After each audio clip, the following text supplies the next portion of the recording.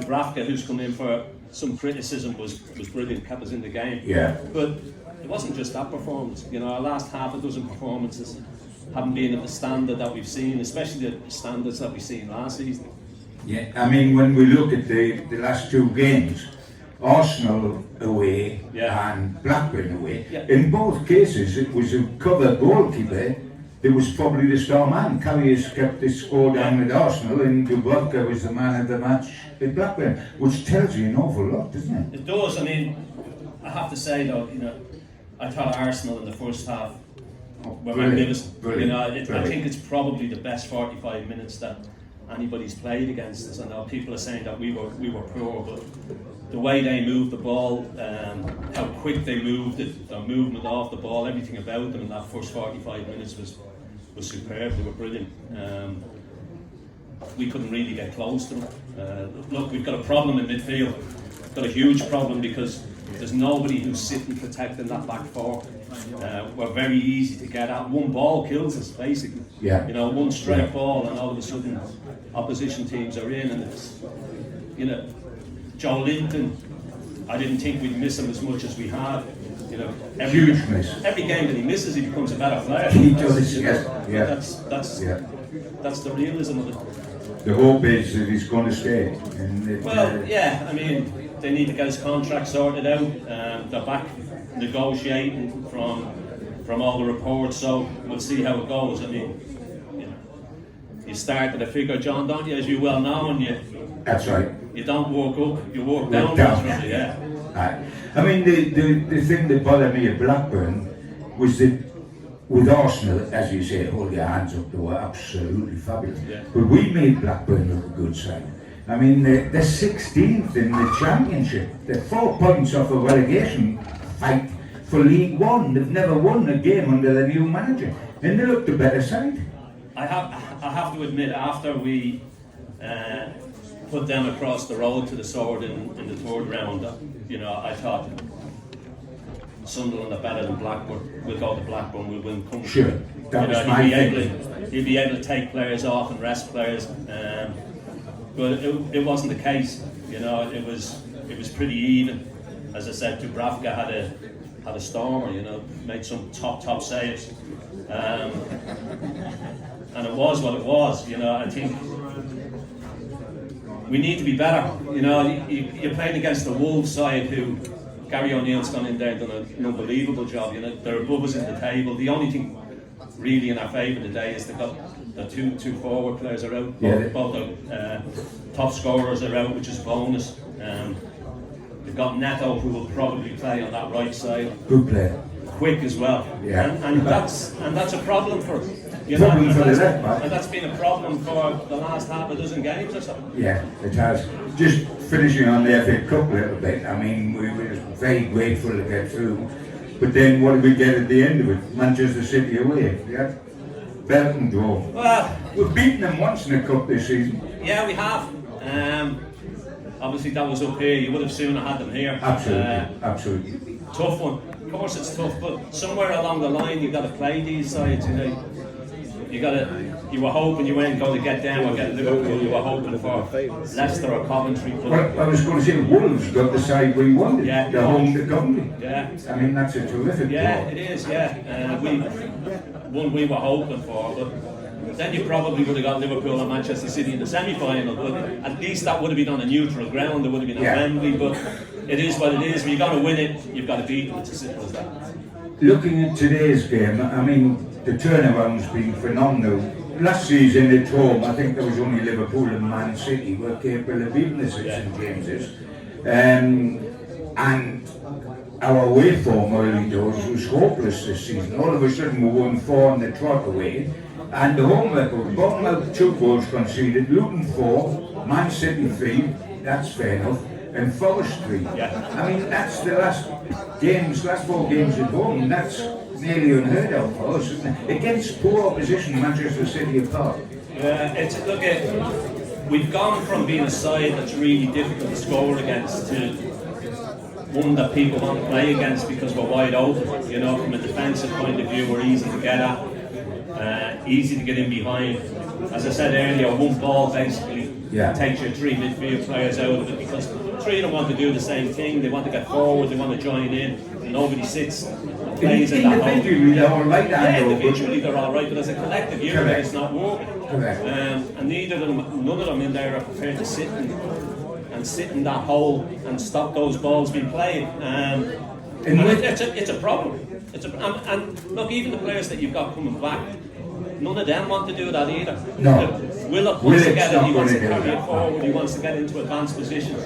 We've got nobody who wants to sit in there and just hold it. Do you think that's a problem with the back four? I mean, they're letting in goals on piece, and they do lack pace right across the back four. But do you think it is the midfield, the protection of Joe Linton's no longer there, and that they're getting at too much? Because the same back four last season had the meanest record in the Premier League. Yeah, but it was so much tighter last season, John. Back four, midfield. Yeah. There was no space between the back four and midfield for the opposition to go and play in. All of a sudden, there's a huge gap between back four and midfield. Yeah. You know, we've seen when Forrest came here and did it, they stuck, especially second half, stuck the boy in the hole. He just made things happen, you know, opened us up. And until we get that sorted, it's a problem. Yeah. We knew when we sort of brought home to Bournemouth and brought home to Luton, you know, the teams are going to catch you up. And sure enough, a couple of results in the last week and we've dropped to 10th. Chelsea are just 2 points beneath us with a game in hand, and that's the next game after this one, away to Chelsea, by the way. But you know, we're clinging on to the hope of Europe from 10th with the current form win, and if that's going to stay alive, it's got to be 3 points today, John, hasn't it? Definitely, yeah. Look, I think you need to be beating sides that are in and around you. We need to be start winning home games again. We're dropping too many points at home. You know, you got Wolves today. You look at definitely 3 points that you need. You got to Chelsea next week. I don't think Chelsea are great. You've got to Chelsea with all that. They've been improved deliberately, and we've gone the other way. But even so, you know, you'd go there relatively confident. But we need to get back to winning ways, and performances need to get better. You know, it's as simple as that, because performances in the last half a dozen games hasn't been great, and we've conceded far too many goals. Yeah, I mean, when I looked at it at the beginning, just before this season opened, we finished 4th top. We were in the Champions League, won the crest of a wave. Wolves had got rid of players because they needed the money and the financial fair play. The manager had walked out on a pre-season friendly in Dublin because he thought they were facing a relegation fight and the board wouldn't give him any money to stave that off, in his opinion. Yeah. And the guy come in who had been binned at Bournemouth, O'Neill, and they've just taken off, and we have struggled. In the last week, they've just gone above us on the table. Who would have thought, if when we were going to meet them at this stage of the season, the Wolves would be above us on the table? You wouldn't have predicted that. I predicted at the start of the season, I thought Wolves would struggle. I thought they'd do well not to be relegated, but I think you've got to give them a lot of credit. You've got to give the manager a lot of credit. You know, similar to what Eddie Howe did when he came in here. He's got the players on side, he's got them playing for him. He's done terrific, O'Neill. Yeah, he has. But look, we need to worry about ourselves, John. You know, we need to get back to where we were.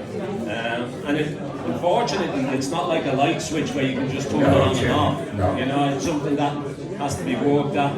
You've just got to keep going and hope that something. You just need a break as well. You know, you need something to fall for you, but we need to stop conceding goals. Our goal difference has gone from +20 to +8. Yeah. You know, and that was with the 8-0 at Sheffield. and that's, you know, we've just conceded far too many goals.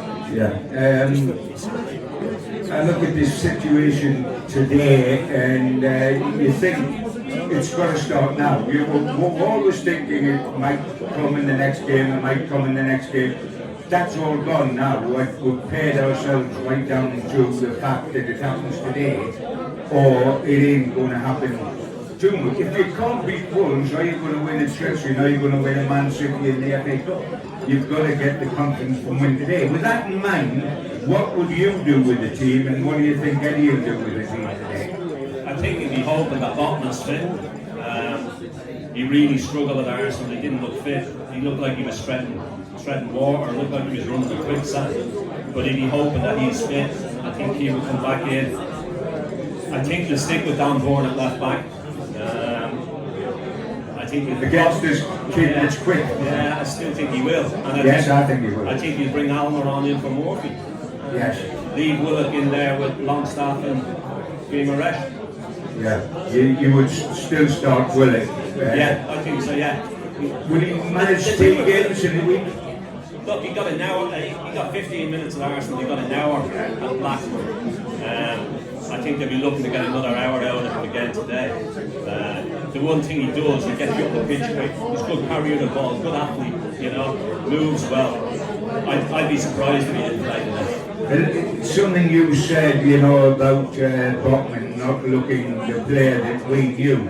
A few that's come back, in my eyes, perhaps have come back too early, perhaps have come back into a struggling side, but they haven't looked their whole self. I mean, I don't think Sean Longstaff, since his injury, has looked his whole self. I don't think Barnes looks anywhere near the player that we spent the money on. And is Willock completely fit yet? Anderson, it looks good. The team sheet and the subs doesn't look bad, Ando, but if they're not completely fit and up and running, they won't be completely match fit, John, because the players that you mentioned have been out a long time. You know, it's not as if they've been out a month or 6 weeks. They've been out 4 or 5 months. You know, it's been tough going for them. You know? And they may be training day in, day out, but there's no substitution for matches. You can train every day and think you're fit, but match fitness is a totally different thing. That's what they need to get up to. They need to get up to scratch, and it's looking after their workload as well. You know, it's trying to protect them, make sure that they're not going to break down again, and it's getting that balance right. You know, you said how much we missed Joe Linton, and that's been absolutely correct. And the back four have been suffering, a lot of goals have been in. I know Dubovka played superbly at Blackburn, but do you think that Pope has also been a big miss, in as much as he's almost a sweeper keeper? And you know, if there's a ball goes over the top of the back four, he can be out on the edge of the penalty area and get rid. Whereas Dubovka in a couple of games has been caught in no man's hand. But it's a difficult one because the back four builds up a relationship with a goalkeeper. Yes. And they obviously had a great relationship with Pope.